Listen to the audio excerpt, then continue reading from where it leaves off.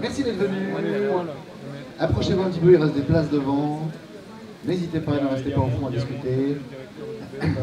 Alors, on va vous parler de l'entreprise de demain. Voilà, le sujet qu'on vous propose, c'est l'entreprise de demain sera responsable ou disparaîtra.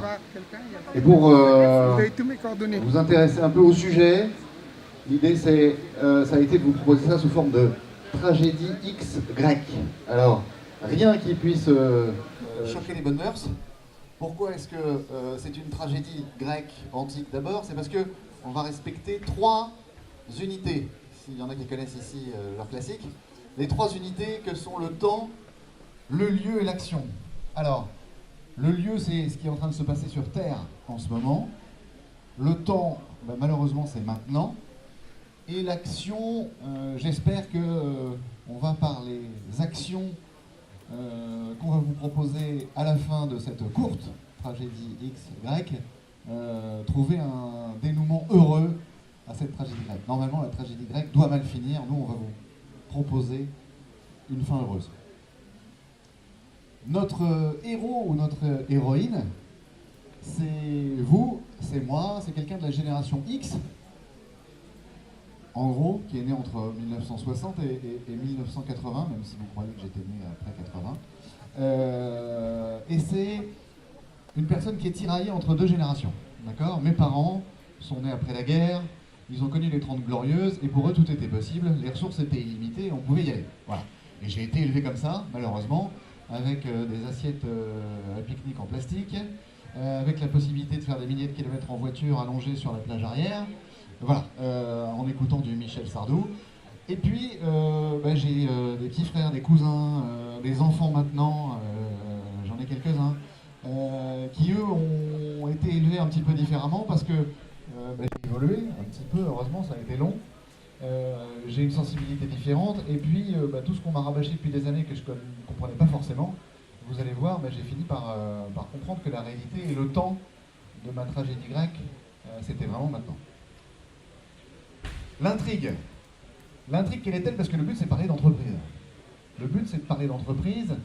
L'intrigue, c'est toutes ces histoires que j'entends et que vous entendez sûrement, de ce jeune diplômé avec la tête bien faite qui débarque dans une entreprise et qui, tout à coup, au bout de 6 mois, va claquer la porte et personne ne comprend pourquoi.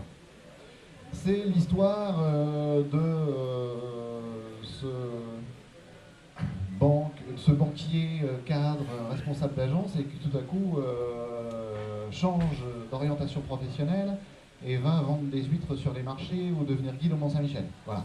Toutes ces histoires-là, bizarrement, je les entends de plus en plus. Ça fait quelques années qu'on les entend de plus en plus. Les salariés sont en fuite et les entreprises ne comprennent pas pourquoi. Les consommateurs aussi deviennent de plus en plus volatiles, de plus en plus difficiles.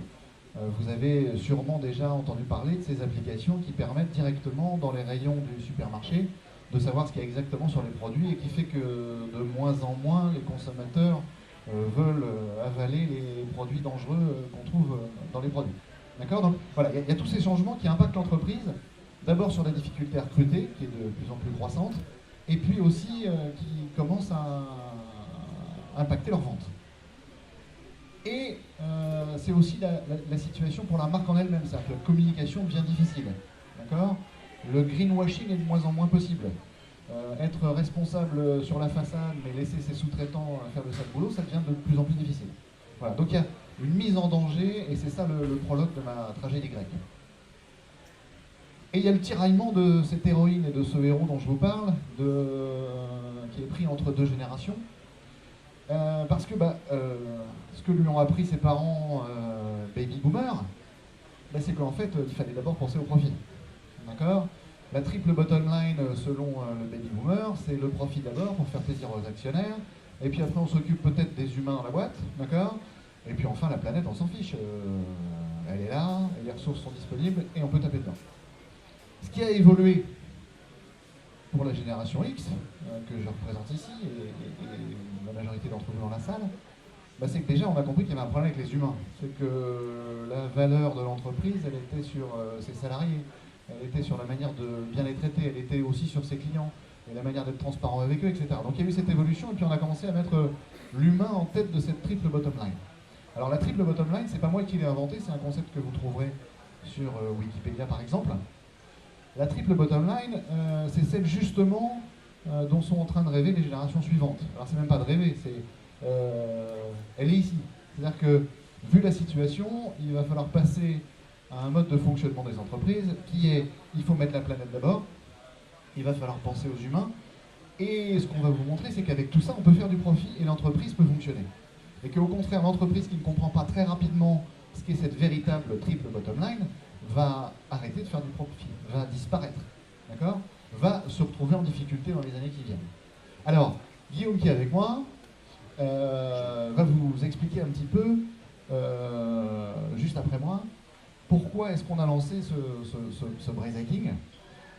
Comment est-ce que ça nous est venu? Guillaume a accompagné des entreprises pendant 15 ans. Il est mentor de start-up, donc il est en contact aussi avec cette génération Z. Et c'est ce qui nous a amené à ça. Alors Mathieu, lui, il vit au quotidien puisqu'il est papa de 4 enfants, donc il est totalement confronté à leur nouvelle manière de penser, de voir le monde. Donc voilà. Et puis il est aussi accessoirement coach pour des startups aussi sur Paris et intervenant pour des grands groupes. Ce dont je me suis aperçu, puisque je suis de cette génération X qui est perdue entre deux concepts, d'accord, c'est que depuis de nombreuses années, on me rabâchait des choses sur ce qui se passait sur l'environnement et sur le réchauffement climatique. D'accord. Bon, mon papa à moi, bien sûr, il n'y croit pas. Et ma mère non plus. D'accord. Alors, je suis allé chercher un petit peu ce que c'était que ces notions de réchauffement et de dérèglement climatique. Et je suis tombé par exemple sur une courbe très intéressante qui montre que, alors, depuis 1400 ans, on a pu constater que la variation des températures était liée avec l'activité du soleil. Oui, c'est vrai, mais c'est plus le cas depuis 50 ans. D'accord. Donc aux climato-sceptiques qui me disaient mais pas du tout, c'est des cycles naturels. Non, on sait que depuis 50 ans, c'est l'activité humaine qui fait grimper les températures en flèche, d'accord, la température moyenne, que ça crée des dérèglements climatiques, alors que justement en ce moment, depuis 50 ans, l'activité solaire est en train de diminuer. Donc cet argument ne tient pas. Et puis on sait que par des mesures, la fonte de la banquise est une réalité, que l'élévation du niveau des mers est une réalité aussi. D'accord. Je ne parle pas bien sûr des 60% des animaux que notre activité aussi a détruits. D'accord. Alors, effectivement, moi j'ai été élevé avec cette vision que tout était possible et que les ressources étaient limitées. Et puis petit à petit, on m'a réputé régulièrement que quand même ça allait mal se passer, qu'il fallait faire quelque chose. J'ai trouvé ce chiffre des 95%, et je vais conclure sur cette partie-là, parce que c'est des chiffres que j'imagine tout le monde connaît, ou c'est une vision que vous partagez avec moi maintenant. 95%, c'est quoi? C'est, à l'époque de la première COP en 95, les modélisations qui étaient faites par les scientifiques et les experts du GIEC estimaient que ces modèles avaient 50% de chances de se produire. D'accord. Lors de la COP de 2013, parce qu'on a des nouvelles technologies, parce qu'il y a de nouvelles manières de modéliser, on sait que malheureusement, cette possibilité que ça arrive est maintenant de 95%. Voilà. C'est des rapports scientifiques qui laissent justement parler des gens qui disent que c'est possible que ce ne soit pas grâce à l'activité humaine pendant ce temps-là. Alors, on sait maintenant que ces modèles-là sont vrais à 95%. Voilà. Donc ça, c'est le chiffre qui, pour moi, me paraît le plus inquiétant. Et puis, on a découvert avec Guillaume il n'y a pas très longtemps, c'est sorti il y a un peu moins de 2 mois, un manifeste étudiant pour un réveil écologique. Parce qu'on le sentait auprès de nos étudiants, Guillaume et moi, on intervient auprès d'étudiants en école de commerce, en école d'ingénieurs, on sentait qu'il y avait quelque chose qui se passait. Et puis moi, j'ai des enfants qui me parlent de ça aussi.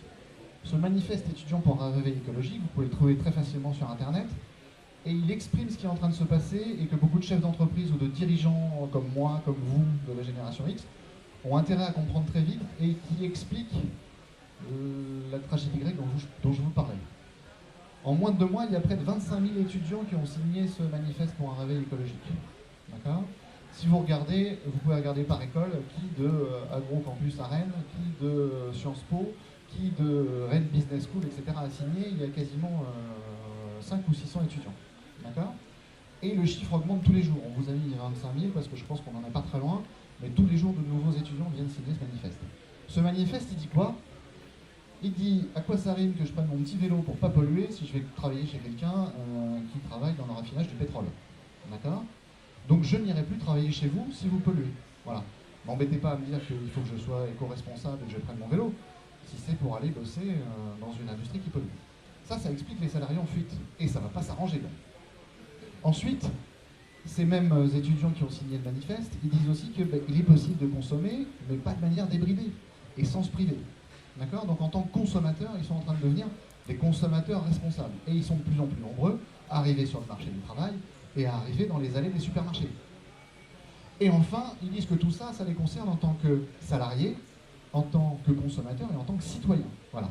Donc ce manifeste, il est très très bien écrit, il a été rédigé par des étudiants de Sciences Po et de HEC, etc. Puis d'autres étudiants de partout en France sont venus ajouter un petit peu leur écho. Il est vraiment, pour nous, la révélation de ce qu'on sentait qui se passait depuis quelques années, et face auquel, avec Guillaume, on restait un petit peu au point à cause justement de ce tiraillement entre les générations. Alors, l'idée, et ce qu'on va vous proposer, c'est quoi ? C'est un dénouement heureux. C'est-à-dire que contrairement à la tragédie grecque, on va vous dire qu'il est possible de faire quelque chose. Voilà. C'est-à-dire que la troisième unité de notre tragédie grecque, c'est l'action, et on va vous proposer avec Guillaume de passer à l'action. Passer à l'action pour essayer de changer les choses, et de manière concrète. Donc, ne pas se mettre dans un mode c'est la faute de la génération baby-boom, pour qu'après les Y nous disent que c'est de la faute des X, et que les Z disent que c'est de la faute des Y. C'est pas comme ça qu'on va y arriver, et on va vous dire comment. Merci Mathieu. Donc effectivement, on a fait un certain nombre de constats négatifs, mais au contact des étudiants notamment, qu'on côtoie quotidiennement avec Mathieu, on a eu l'idée de réunir tous ces acteurs, Génération X, Génération Y, via un événement qui s'appelle le Braise Hacking. Alors, quel est l'objectif du Braise Hacking ? L'idée, c'est de réunir les entreprises, les startups, les gens engagés qui demain vont apporter des solutions plus positives pour le monde qu'on est en train de construire. Donc notre principe il est très simple, on a lancé donc ce concours qui a pour objectif de réunir les entreprises bretonnes responsables avec des startups engagées bretonnes, on va vous décliner les catégories, et des startups engagées parisiennes.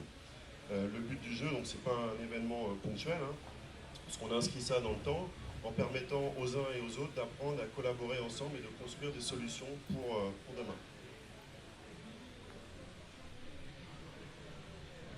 Donc l'intérêt pour les entreprises qui viennent s'inscrire dans ce challenge, c'est de pouvoir, Edwin, Mathieu parlait de parfois la quête de sens dont ont besoin aujourd'hui et recherchent les salariés. L'idée, c'est de faire participer donc, les salariés des entreprises qui vont venir accompagner, aider ces jeunes pousses. On permet aussi aux entreprises qui parfois n'ont pas la faculté en interne de pouvoir innover, de rencontrer des gens inspirants, innovants, qui vont les aider à s'acculturer, à découvrir de nouvelles choses. Et puis, bien entendu, on aide ces entreprises à communiquer sur leur action. L'intérêt pour les startups qui rejoignent notre challenge, il est double. Donc l'idée, vous l'avez compris, c'est de les mettre en relation avec des groupes qui ont déjà de l'expérience, qui ont un réseau, qui ont des fonds disponibles pour les aider. Donc clairement, le but du jeu pour nous, c'est que les partenariats qui se montent entre les entreprises partenaires et les startups permettent à ces startups d'accélérer leur développement. Et puis on aura des histoires à vous raconter ensuite là-dessus. L'autre intérêt pour les startups, clairement, c'est qu'on est très présent sur les réseaux sociaux, que ce soit LinkedIn, etc. Et donc on a une grosse force de frappe, que ce soit au niveau régional et au niveau national avec nos partenaires. Donc le but du jeu, c'est qu'on puisse communiquer de manière très massive sur l'action qui est portée par ces startups qui participent au challenge. Enfin, on permet aussi aux collectivités, justement, via le fait de permettre à ces startups de se développer sur le territoire et d'en ramener de nouvelles, puisqu'on va en sourcer sur Paris aujourd'hui, mais on est sollicité déjà aussi par des pays étrangers pour intégrer notre action. L'idée, c'est de participer au développement économique des territoires en Bretagne, tous les territoires, puisqu'on est présent, alors on est ici à Rennes, mais on est aussi présent à la pointe de la Bretagne, au sud de la Bretagne, dans les Côtes d'Armor.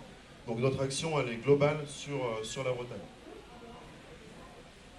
Donc les startups qui participent, on a décliné 5 catégories que vous pouvez voir ici. Donc, la clean tech avec l'énergie, l'environnement, le transport, tourisme et l'éducation. On va vous présenter là des exemples de startups qui sont présentes avec nous aujourd'hui. Donc 5 catégories pour lesquelles nous on s'est positionné. Donc vous l'avez compris à travers les catégories déclinées ici, on ne se positionne pas sur les startups dans la fintech, etc. On a vraiment, nous, l'idée d'accompagner des gens qui montent des projets positifs pour le futur, que ce soit d'un point de vue sociétal, environnemental, etc. Alors, comment, de manière concrète, se passe le Braze Hacking? On source en fait nos startups jusqu'à fin mars de l'année prochaine, fin mars 2019. Là où vous serez invités, après on va annoncer le lancement de l'édition 2019. L'événement se déroule de la manière suivante. On va sélectionner 30 startups sur la Bretagne et 30 à Paris. Parmi ces 30 startups en Bretagne et 30 à Paris, on en prendra 10 en Bretagne et 10 à Paris. Et elles viendront donc participer à la finale qui aura lieu à Rennes au mois de juin. Et l'idée, c'est qu'ensuite, ces 20 startups, j'ai envie de dire, en fait, toutes les startups qui arrivent à la finale ont déjà gagné, dans le sens où elles vont être intégrées à nos groupes de travail, puisque, vous l'avez compris, le but du jeu, c'est pas que après la finale, il ne se passe plus rien. Au contraire, j'ai envie de dire, c'est le début de l'aventure, puisque derrière, on met en place des ateliers de co-développement avec nos entreprises partenaires. Donc on en a organisé déjà un cette année, là, avec notre partenaire, donc Bretagne Développement et Innovation, qui nous fait l'amitié de nous recevoir aujourd'hui. On en a un autre de prévu déjà en janvier avec le groupe AFNOR, dont on est partenaire aussi au niveau national. Bref, vous l'avez compris, l'idée c'est que l'histoire elle perdure et qu'on on développe les connexions entre les uns et les autres. Un bel exemple, alors voilà, le vainqueur de la première édition c'est Gaspard, enfin Mister Gaspard pour être précis. On a la chance d'accueillir quelqu'un ici qui connaît très bien l'entreprise, puisque Pascal représente le fonds de mécénat de Carpap, donc qui est un centre de rééducation basé du côté de Lorient, qui a pour objectif de permettre aux personnes en situation de handicap de retrouver, d'améliorer en tout cas leur situation. Et donc l'invention de Mister Gaspard, elle est juste géniale. Elle est portée donc par Morgane, son créateur, qui a eu un accident et qui s'est retrouvé donc en fauteuil. Et avec ses associés, ils ont développé une solution complètement novatrice, qui a un coussin en fait gonflable qui a des capteurs en fait et qui est géré par une application mobile et qui permet donc aux personnes en situation de handicap d'éviter d'avoir des escarres. Et là, il y a des belles choses qui sont en train de se passer pour eux. Ils viennent de lever des fonds. Ils sont en contact avec une grosse entreprise américaine qui est présente sur le territoire breton et qui va les aider à conquérir des marchés internationaux. Donc voilà, une belle histoire issue notre premier vainqueur du Braze Hacking.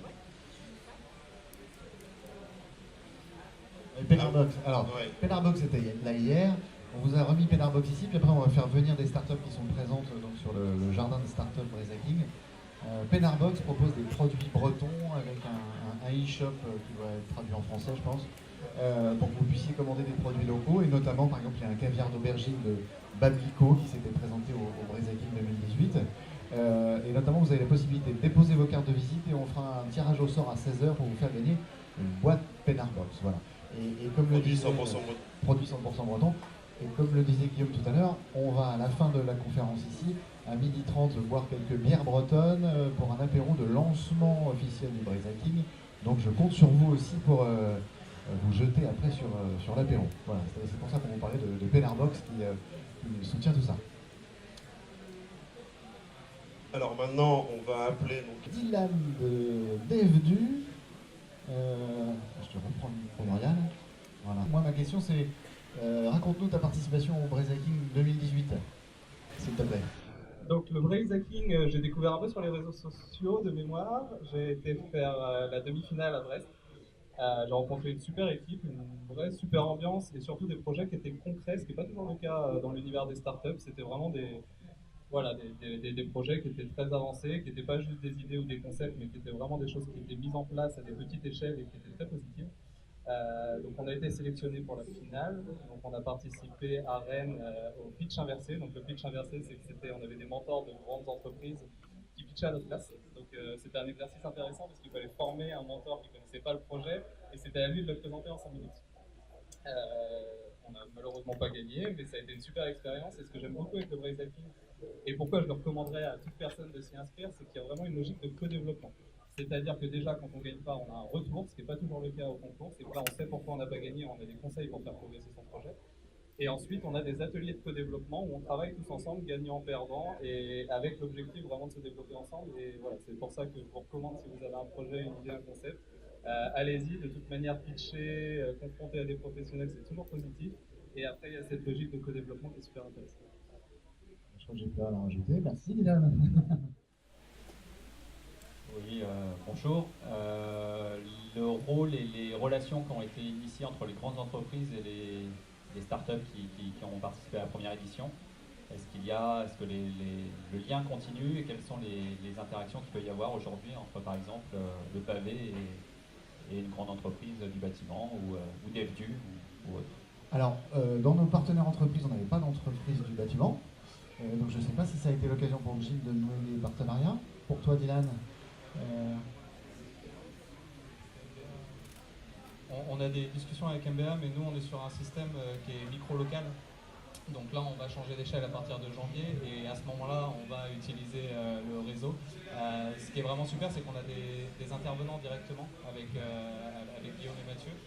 Et en fait ça fait gagner un temps fou pour une petite entreprise parce que quand on va taper à la porte d'un grand groupe, c'est très très long. Là, je sais qu'avec Mathieu et Guillaume, des gens qu'on a déjà rencontrés, qui ont participé aux ateliers de co-développement, on a le contact direct. Donc, le jour où on a besoin de lancer des communications un peu plus larges, on ira directement les voir eux. Ce qu'on a beaucoup travaillé sur le Braze Hacking, et ça, c'est le savoir-faire de Guillaume.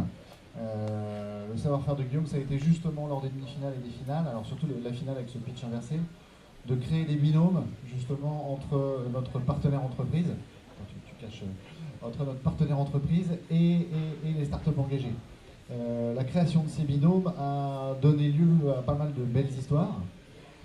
C'est pour ça que tout de suite on a voulu continuer ce lien et qu'avec Bretagne Développement Innovation comme partenaire, on a en septembre réinvité tous les Braze Hackers à un atelier de co-développement à Rennes. Et on va en avoir un en janvier. Donc tous les participants de cette édition 2018 en janvier vont être invités aussi par l'AFNOR, qui est aussi un de nos partenaires, à un autre atelier de co-développement. Et puis dans l'idée justement d'étoffer ces liens aussi, le 22 janvier à la Maison de la Bretagne à Paris, on va lancer notre club mentor. Donc quelle est l'idée du club mentor?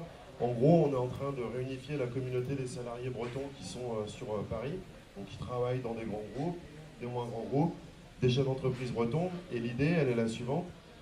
Via l'association Braze Hacking, on va permettre à ces salariés de donner 1 heure, 2 heures de leur temps par mois avec leurs compétences dont ont besoin les startups qui nous rejoignent.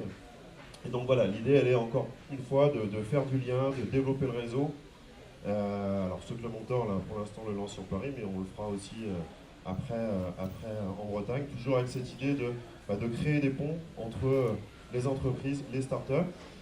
Il y a autre chose aussi l'autre nouveauté dont on peut déjà parler maintenant. On va intégrer aussi, parce qu'on a beaucoup parlé de la génération Z, on va intégrer aussi les étudiants dans nos ateliers de co-développement avec les entreprises. Puisque l'idée, c'est de réunir tous les acteurs qui font que demain, on va pouvoir apporter des solutions positives pour notre société, pour l'environnement